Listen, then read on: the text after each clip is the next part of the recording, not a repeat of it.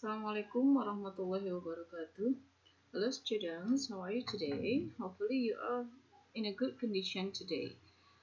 For today, we are going to study about writing report, ya. And report di sini bukan report teks ya, tetapi report atau laporan dalam bahasa Inggris. Okay. Now let's start with what is a report. A report is a statement to describe the findings of research. Reports are usually a formal account of the result of an investigation or observation.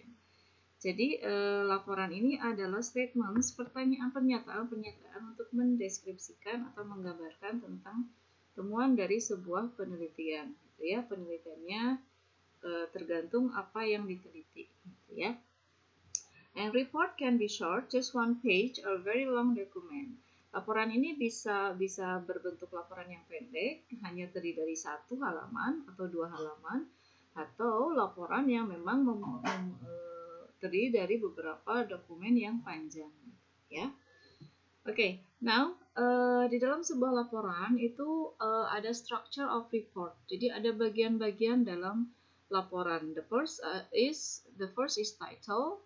Judul ya, judul laporannya itu apa. Kemudian yang kedua table of contents atau daftar isi.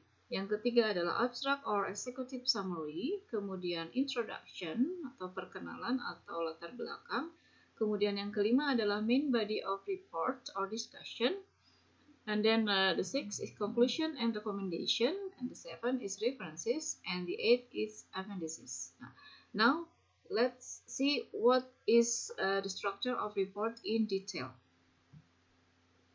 The first is title. The title page generally has 4 main pieces of information. Jadi dalam title itu biasanya secara umum di dalam judul laporan itu ada title of the report. Yang pertama, judul dari report itu. Misalkan pilihan anak muda Indonesia dalam gaya pembelajaran, misalkan ya seperti itu. Kemudian name of person or organization receiving the report, nama orang atau organisasi yang menerima laporan itu. Jadi laporan itu ditujukan kepada siapa?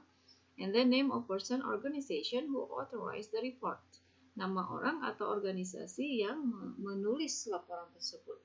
Kemudian ada date the report was submitted, ada tanggal laporan di mana laporan itu dikumpulkan ya atau dibagikan. Nah, itu tentang title. And then the second is table of contents atau daftar isi. Nah, table of content is a table of information located in the report. Each item in the context should have a corresponding page number that show where the section begins only. Ya, kalau table of contents mungkin kalian jelas. Jadi table of content ini berisi tentang informasi tentang suatu isu atau suatu judul gitu ya. Jadi disebutkan misalkan daftar isi ada di halaman berapa gitu ya, seperti itu. And then the third is abstract or executive summary. Abstract atau executive summary ini adalah contains a summarized version of the entire report. Jadi berisi tentang ringkasan dari laporan tersebut gitu ya. Jadi sebelum dilaporkan lebih jauh lagi, dibatasi dulu gitu. Jadi laporan ini berisi tentang apa, gitu ya. Jadi ringkasan dari laporan yang akan dilaporkan, ya.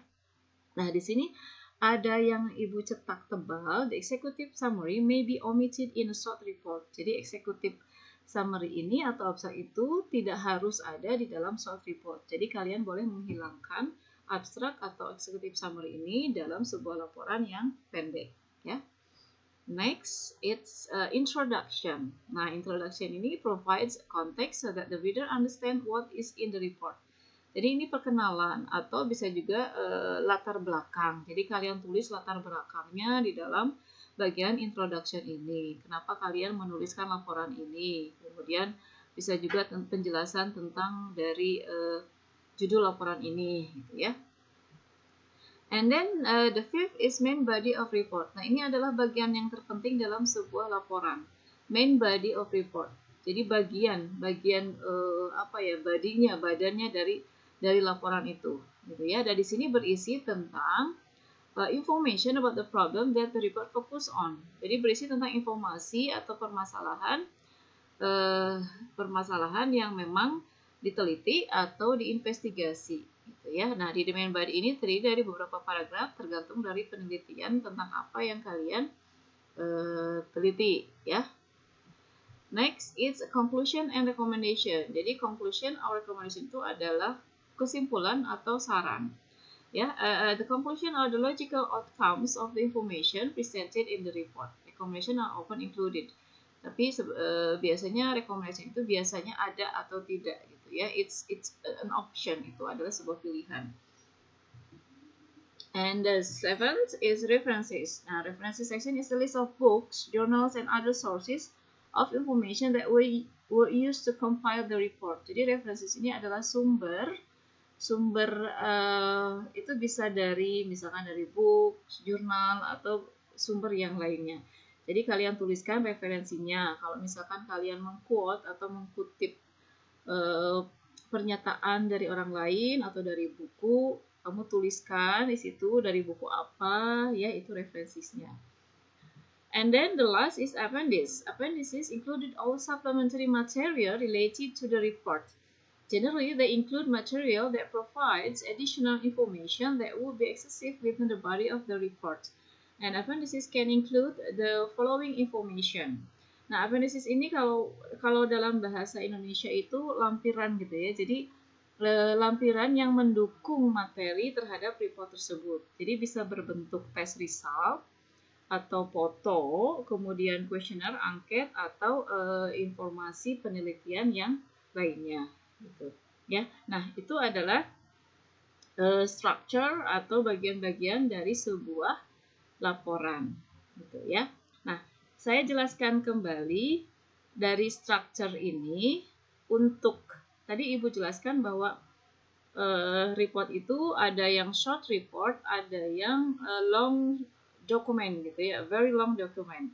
Nah, Ibu jelaskan dalam structure report, untuk short report itu ada beberapa yang bisa dihilangkan atau yang bagian-bagian yang tidak harus ada di dalam short report, seperti table of contents, and then abstract or executive summary, itu boleh tidak ada di dalam short report, atau references and appendices. Jadi kita bisa menghilangkan satu, table of contents, kemudian 2, abstract or executive summary, and then references dan appendices. Jadi dari ke-8 structure of report ini kita bisa menghilangkan 4. Jadi untuk short report kita boleh memilih hanya title saja, kemudian introduction, main body of report, kemudian conclusion and recommendation.